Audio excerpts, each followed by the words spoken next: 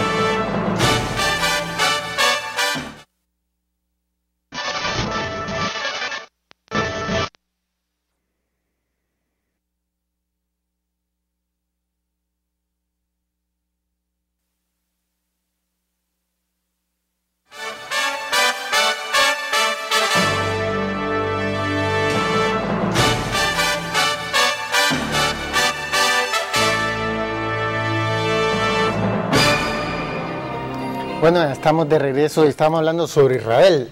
Estábamos mostrando unas estadísticas y queríamos mostrar el último set de estadísticas porque ya nos queda un último segmento. Y esa es la cosa, que uno no se puede hacer ciencia sin datos. Entonces miramos aquí nuevamente otros países, estos ya los conocemos más próximos. Tenemos a Haití.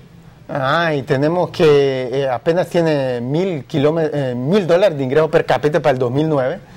Y después tenemos a Bermudas. Bueno, tenemos a Jamaica, Bermudas, que está también aquí el Caribe, que es hasta cierto punto latinoamericano, por lo menos por etnia, porque la mayoría de la población es de origen incluso africano, y está en 90,000, y los Estados Unidos está en 46,000. ¿Y qué pasó? Eso hasta el día de hoy es colonia británica, y los británicos, sobre todo desde comienzos del siglo XIX, instituyeron un sistema de administración pública el más profesional y tecnocrático de todos los grandes imperios coloniales europeos. ¿Por qué? Dijeron, esa es la manera en que menos riesgo tenemos que se nos subleve tanta gente que tenemos conquistados por todos lados, en el continente americano, en África, en el sur del Asia, en el este asiático. Entonces, profesionales, pongamos a la gente más estudiada, más competente, más honesta en todos los puestos, desde el puesto más bajo hasta el más alto, que en este caso era el del gobernador, que es el equivalente al presidente. Y miren, un islita que no tiene ningún recurso natural, 2 veces más rico que los Estados Unidos. ¿De qué vive Bermuda? Yo conozco Bermuda. Poco importa, es legal lo que hace. Sí, yo conozco Bermuda. Es legal. Yo no digo que, pero si me extraño, yo no he dicho porque que es ilegal. Porque el otro día alguien estaba diciendo que estaba sonando como que era ilegal. Eso está yo no he insinuado, yo no he insinuado lo más mínimo. Lo que quiero decir es que hay un motivo por el cual ellos son tan exitosos. Si fuera tan fácil, ¿por qué no lo hacen los otros? La industria del turismo. La industria del turismo en todo lo que es Bahamas y las Bermudas es fundamental. Ahí está, pero Honduras está vendiendo turismo por tonelada y no le funciona. Aparte de ellos, sí, ellos tienen otra serie de incentivos para que empresas se puedan instalar, para que puedan instalar, pero el eje de no correlaciona con turismo. Mire, con turismo no correlaciona. Mire quién puede vender turismo. Mira, Haití, el más pobre de todo el continente, tiene mejor clima que Honduras. Pero no puede vender turismo. ¿Sabes quién le vende muy bien turismo? Y le digo de un lugar que yo conozco también, República Dominicana. Ahí está, República Dominicana son millones, pero está teniendo $8,000 de ingreso per cápita. Está teniendo tasas de crecimiento de los más altos hoy por hoy. 5% anual. Bermuda ha tenido de más de 10%. Está bien, pero hablamos. Y desde el siglo XVIII empezó a tener rápido crecimiento cuando no existía el turismo internacional. Bajo una égida del gobierno británico. Ahí está, pero es que ellos instituyeron un sistema profesional de gobierno. No están poniendo al cual más ignorante como aquí en Honduras. Mostremos la próxima estadística. Ven que cómo los datos correlacionan con inteligencia, preparación, conocimientos y rápido crecimiento económico. Miramos aquí desigualdad social. Ese es el estimador Gini, que mide el nivel de desigualdad social. Entonces Suecia es el país más igual, más egalitario del mundo y está en 23. Y Honduras anda en 54, pero ahí no lo mencionamos. Miramos que otros que andan muy bien, Noruega, Luxemburgo. Pero miramos que Israel también, porque es un país que cree mucho en la distribución por motivos religiosos, creo que, ¿verdad? Porque los impuestos son altos. No, por eso, pero el principio de que los israelitas creen bastante en redistribuir. Sí, claro. Entonces la pregunta es, ¿Honduras puede aprender eso? Eso es importante, la redistribución. Porque mire el que está al lado, antes de él, que está un poquito mejor, Bangladesh, un país mucho más pobre que Honduras. Tiene buena distribución del ingreso, pero está mucho más pobre que los hondureños. Le voy a decir lo que han dicho, lo que mucha gente ha dicho sobre el caso de Israel, en la pertenencia con Centroamérica, en que puede colaborar. Costa Rica, desde el fines de la década de los 50, ha seguido el modelo israelí en lo que es la educación preescolar. Costa Rica ya en 1960 claramente seguía aplicando plenamente ese concepto que ya en Israel se aplicaba, de que la etapa más importante de la educación de un niño es la educación preescolar, no es la educación primaria como nosotros aquí nos han dicho toda la vida. Lógico que es importante, pero la fundamental es la preescolar. Parece entonces Costa Rica ya era el más desarrollado de Centroamérica porque comenzó a tener tasas de crecimiento más rápidas desde el siglo XIX que los otros países centroamericanos. Pero les cuento, y eso no lo digo yo desde el siglo XIX, Costa Rica está poniendo presidentes más estudiados que los que pusieron los otros países centroamericanos. Un presidente de Costa Rica, monje, pero recuerdo, escribió en su momento de que ellos, y se comprendió que ellos iban a seguir el modelo precisamente que estaba aplicando. Eso no lo digo yo ni es de interpretación, es lo que un presidente de entonces anunció y dijo: vamos a seguir este modelo para capacitar a nuestra gente, los niños van a ir todos, y empezó con un esquema de educación preescolar. Nosotros aquí en Honduras, no quiere decir que eso es lo que le ha dado los buenos resultados a Costa Rica. No, que ha sido bueno, pero por lo menos mejores. Óigame, no, como que no, uno va a Costa Rica. Son mejores las condiciones de vida. Es otro país. ¿Y cuánto tiene $10,000 de ingreso per cápita? Un país de ingresos medios. Es que ahí es donde yo creo que está el aspecto que nosotros no compartimos. Es muy mecánico en cuanto a las cifras y en cuanto a los números. Y eso no es lo que hace la diferencia. Así procede la biología, la química, la medicina. No, porque usted le pone, hay un factor, mira, hay un elemento. Y también están lidiando con seres humanos, la medicina, por ejemplo, y dan resultados. No, porque usted a todo le está poniendo un número, pero usted es el que le da el valor y el número.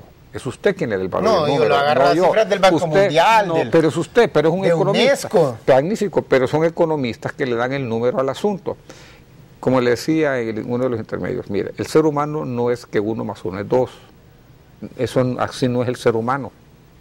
El ser humano actúa y reacciona a muchísimas otras cosas más. El otro día hubo un estudio en los Estados Unidos de 400,000, de más de 400. No, oiga porque lo va a asustar. Más de 400, es un dato gigante, 400,000. Aquí hacen una encuesta para ver para quién va a votar en la próxima. Ya encuestan a 2,000 personas, tal vez mucho, a 1,000, ya están. Bueno, 440,000 personas estudiaron sobre un periodo largo. ¿Sabe qué descubrieron? Que en la medida que los ingresos aumentaban, aumentaba proporcionalmente el nivel de felicidad, que es un estimador bien difícil. Hicieron un esfuerzo conjunto, psicólogos y economistas, y midieron eso. Y decían que aumentaba, se duplicaba. Si una persona ganaba $1,000 al mes y pasaba 2,000, aumentaba la felicidad de personas como el doble. Y así, si pasaba 4,000, la pasaba. Una vez que llegaba a $7,000 al mes, y si digamos después pasaba a 14,000, ahí no, se duplicaba. Aumentaba, pero por poco, tal vez por 10, 15%. Y así, digamos, pasaba millonario y todo, y se aumentaba. O sea, había un punto como a $7,000 al mes que a la gente no se alegraba muchísimo más de ganar más dinero. Pero mire, imagínense, o sea, ¿qué hondureño no estaría feliz ganando $7,000 al mes? No, ahí no sé. O sea, aquí, ¿cuánto es el salario mínimo? Cuando lo pagan, como $350 al mes. Ustedes se pueden imaginar, o sea, hay una correlación entre dinero en la bolsa y felicidad, pero para que dinero sea honesto,